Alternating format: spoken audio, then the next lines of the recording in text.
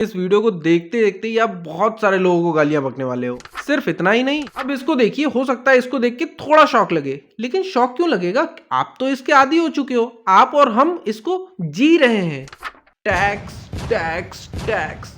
दोस्तों, जब आपकी सैलरी आती है तो उस पर सरकार इनकम टैक्स काटती है, और जब आप अपनी बची हुई सैलरी से किराने का सामान, दाल चावल मसाले नमक लेने जाते हो तो उस पर भी टैक्स देना होता है। उसके बाद कपड़े खरीदने जाते हो तो फिर से टैक्स, जब आप प्रॉपर्टी लेने जाते हो तो फिर से टैक्स। यानी कि अपनी ही मेहनत की कमाई पर इनकम टैक्स देने के बाद भी हम जब जब जहां जहां पैसे खर्च करते हैं, हर बार हर जगह टैक्स देना होता है।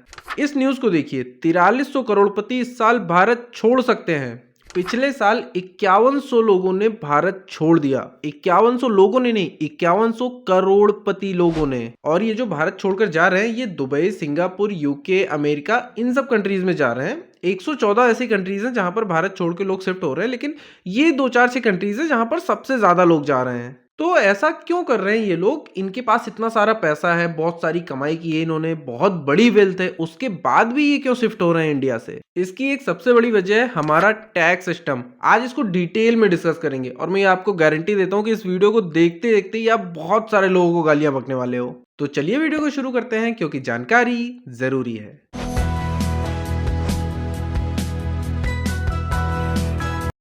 दोस्तों, पिछले साल गवर्नमेंट ने 34 लाख करोड़ कमाए। 34 लाख करोड़। अब ये पैसा आता कहां से है सरकार के पास? अगर आप सैलरीड हो तो अपनी स्लैब के हिसाब से 5% से लेके 30% तक आप इनकम टैक्स भरते हो। उसके बाद जब जब भी आप कोई सामान खरीदने जाते हो कहीं भी, तो उसमें 5% से लेके 28% तक का टैक्स है। अब अगर आपने अपना पैसा कहीं पर इन्वेस्ट करके रखा है तो उस पर लॉन्ग टर्म कैपिटल गेन, यानी कि इनकम टैक्स भरने के बाद आपका बचा हुआ पैसा आपने कहीं इन्वेस्ट किया है 1 साल से ज्यादा के लिए, तो उस पर जो रिटर्न मिलता है उसे लॉन्ग टर्म कैपिटल गेन कहते हैं, जिस पर 12.5% का टैक्स लगता है। पिछले साल तक ये 10% था, लेकिन इस बार के बजट में इसको बढ़ाकर 12.5% कर दिया गया है। और शॉर्ट टर्म कैपिटल गेन पर 20% टैक्स देना होगा। यानी कि अगर आप कहीं पैसे इन्वेस्ट करते हो और 1 साल के पहले ही उसमें आपको कैपिटल गेन होता है, प्रॉफिट होता है, वो आपने निकाल लिया, तो उस पर आपको short term capital gain tax देना होता है, जो कि 20% कर दिया गया है। अब ऐसा नहीं कि टैक्स एक प्रॉब्लम है। टैक्स हर देश में लगता है, हर कंट्री के अपने अपने नियम कानून है, टैक्स सभी वसूलते हैं। लेकिन यूके, अमेरिका, जो यूरोपियन कंट्रीज हैं, इन सब में क्या होता है कि इन्फ्लेशन के साथ जो टैक्स है ना, वो एडजस्ट होता रहता है। अगर महंगाई बढ़ गई है तो टैक्स को कम कर दिया जाता है, तो इन्फ्लेशन महंगाई के साथ टैक्स को कम ज्यादा किया जाता है। लेकिन इंडिया में क्या है ना, इंडिया में आजादी के बाद से आज तक ये टैक्स जो है ना, ये फिक्स है, और हर बजट के साथ ये कुछ ना कुछ बढ़ ही जाता है। यानी कि टैक्स देना तो फिक्स है, महंगाई चाहे कहीं भी चली जाए। एक चीज समझो आप, कि जो डेवलप कंट्रीज हैं वहां पर महंगाई के साथ ऊपर नीचे हो रहा है टैक्स, लेकिन हमारे यहाँ पर क्या हो रहा है? हमारे यहाँ टैक्स और महंगाई दोनों अलग अलग चल रहे हैं। दोनों में जैसे कंपटीशन चल रहा है कि भाई महंगाई अलग रफ्तार से बढ़े जा रही है और टैक्स जो है वो अलग बढ़े जा रहा है। यानी कि टैक्स बढ़ सकता है, घट नहीं सकता। जबकि होना ये चाहिए कि अगर महंगाई बहुत ज्यादा बढ़ रही है तो भाई टैक्स को थोड़ा कम कर देना चाहिए, जिससे जनता को थोड़ी सहूलियत हो जाए। लेकिन सरकार को कोई फर्क नहीं पड़ता, आपको प्रॉफिट हुआ है, लॉस हुआ है, आपको टैक्स भरना ही पड़ेगा। Income tax, corporate tax, short term capital gain tax, long term capital gain tax, security transaction tax, state stamp duty tax, custom duty, petrol पर लगने वाला वैट अलग से। सिर्फ इतना ही नहीं, property tax, professional tax, road tax, entertainment tax, education tax, service tax वगैरह वगैरह। कहने का मतलब सिर्फ इतना सा है कि पहले आप कमाए हुए पैसे पर टैक्स दो, फिर बचाए हुए पैसे पर टैक्स दो, फिर उस बचाए हुए पैसे से जो भी आप सामान या सर्विस लेते हो उस पर फिर से टैक्स दो। यानी कमाया आपने सिर्फ एक बार, लेकिन उस कमाए हुए पैसे को जब जब जितनी बार आप खर्च करेंगे, आपको हर बार हर जगह टैक्स देना पड़ेगा। सही है कि नहीं? अब मेरी बातों को सुनकर बहुत सारे लोगों के मन में ये सवाल बहुत जोर जोर से उठ रहा होगा, और वो ये कहना चाह रहे होंगे, कमेंट में बहुत ही शिद्दत से टाइप करना चाह रहे होंगे कि भाई सरकार अगर टैक्स नहीं लेगी तो सरकार कैसे काम करेगी, देश का विकास कैसे करेगी? सरकार की कोई अपनी कमाई तो है नहीं, जो हम टैक्स भरते हैं उसी से सरकार सारे काम करती है, जो देश का डेवलपमेंट है वो करती है। तो चलिए इसको भी क्लियर कर देता हूं कि टैक्स कितना जरूरी है। जब हम सरकार को टैक्स भरते हैं तो सरकार उससे इंफ्रास्ट्रक्चर में सुधार करती है, जैसे कि सड़कें बनाती है, पुल बनाती है, सड़कें इतनी A1 क्लास की बनती हैं हमारे देश में कि भाई उसमें कभी कोई गड्ढा ही नहीं होता है। एक बार सड़क बन गई तो पूरी जिंदगी बनी रहती है, मतलब लॉन्ग टर्म चलती है। एक बार सड़क बना दी, आप कहीं भी चले जाओ पूरे देश में, आपको कहीं भी कोई गड्ढा नहीं मिलेगा, सड़क एकदम एक नंबर मिलेगी आपको। और ये सारी A1 क्लास की सड़कें हमारे और आपके भरे हुए टैक्स से ही तो बनती हैं। और जो पुल बनते हैं वो कभी गिरते ही नहीं है। एक बार पुल बन गया तो उसके बाद सालों साल चलता रहता है। और बिजली जो कि कभी जाती ही नहीं है, चाहे गांव की बात कर लो चाहे शहर की, एक बार बिजली आ गई तो 24 घंटे रहती है। और ये सारी चीजें होती हैं हमारे और आपके टैक्स के पैसे से। इसके बाद जो सबसे जरूरी चीज है वो है एजुकेशन और हेल्थ, यानी कि शिक्षा व्यवस्था। और शिक्षा में सरकारी स्कूल तो आप जानते ही हैं इतने बेस्ट होते हैं कि हम अपने बच्चों को कभी प्राइवेट स्कूल भेजते ही नहीं है, सिर्फ सरकारी स्कूल में भेजते हैं। इतनी अच्छी सुविधाएं हैं, इतनी अच्छी पढ़ाई होती है कि क्या ही बताएं आपको।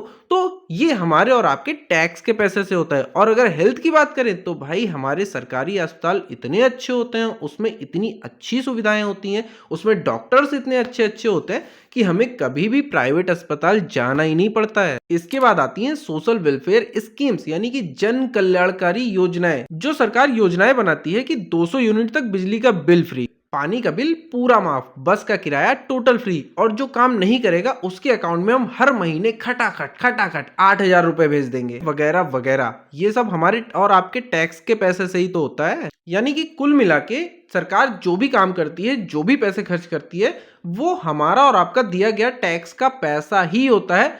इतने काम आता है टैक्स, इतना जरूरी होता है सरकार के लिए टैक्स। यहां तक तो ठीक है कि चलो हम टैक्स भरते हैं और सरकार इनसे सारे काम करती है, सारे खर्चे करती है, लेकिन इसके बदले में हमें क्या मिलता है?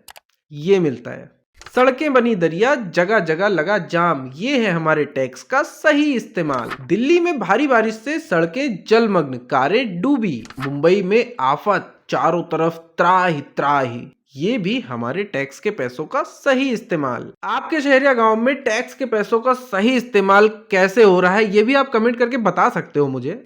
ये भी देखिए, पुल हैं कि टिकते ही नहीं। 17 दिन में गिरे 12, 10 साल में 214 पुल 10 साल में गिर गए। ये भी हमारे टैक्स का सही इस्तेमाल। मुझे एक बात समझ नहीं आती कि हमारे गांव में जो नदी है, छोटी नदी है जो 30-40 फीट की है, उस पर लोग लकड़ी और बंबू से जो पुल बना देते हैं वो भी 10 साल से ज्यादा चल जाता है भाई। और ये लोग कंक्रीट, सीमेंट और सरिया लगा के पुल बनाते हैं, उसके बाद भी ये 17 दिन में 12 पुल गिर गए और 10 साल में 214 पुल गिर गए। भाई किस हिसाब से बना रहे हैं, किस हिसाब से काम कर रहे हैं? ये भी हमारे टैक्स के पैसों का बिल्कुल सही इस्तेमाल है। और ये है दिल्ली का हाल की सड़क के बीचों बीच बना 15 फीट का गड्ढा। अब आप भी ये सोच रहे होंगे कि यार मैं हर दूसरी फोटो दिल्ली की क्यों दिखा रहा हूं।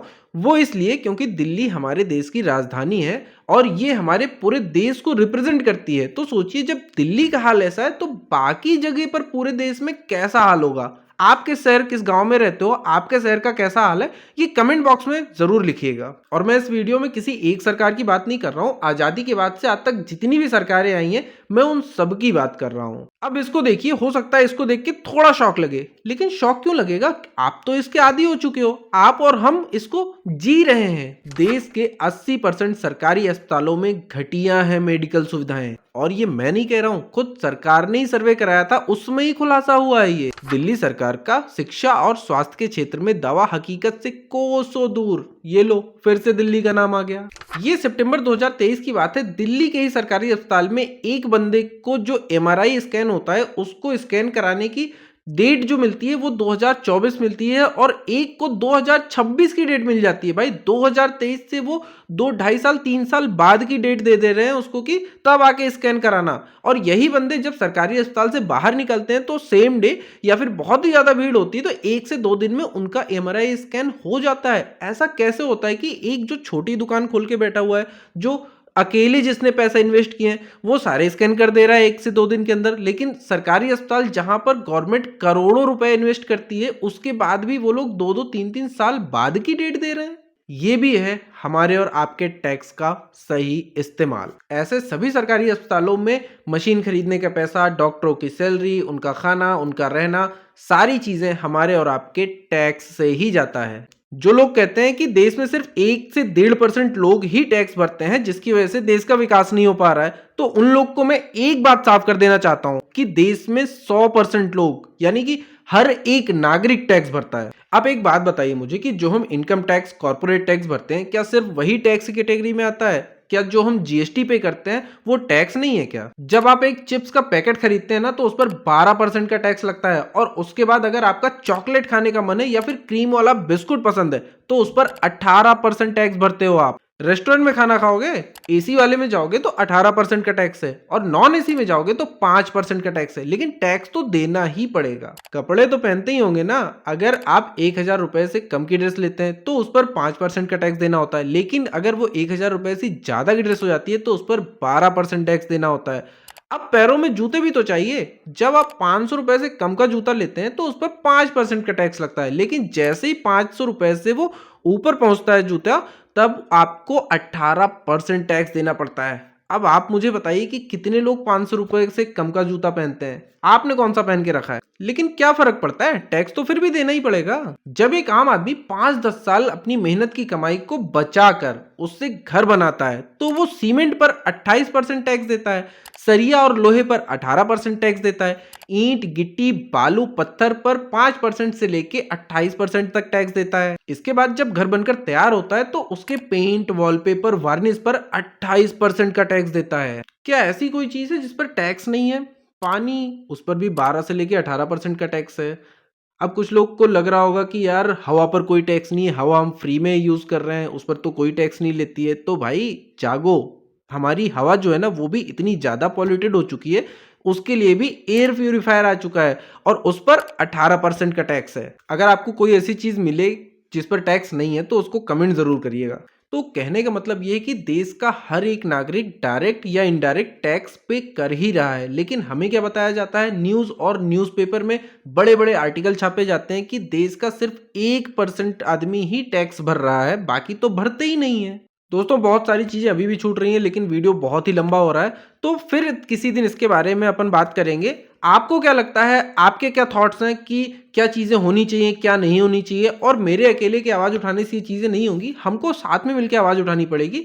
तो आपकी जो क्वेरीज हैं, आप जो भी अपने विचार रखना चाहते हैं वो कमेंट बॉक्स में जरूर लिखें, तो ताकि मुझे भी कुछ उससे थॉट्स मिले और मैं अगला वीडियो जब बनाऊं तो उसको और बेहतरीन करके बना सकूं। तो फिर मिलते हैं एक नए वीडियो में, तब तक के लिए जय हिंद, जय भारत।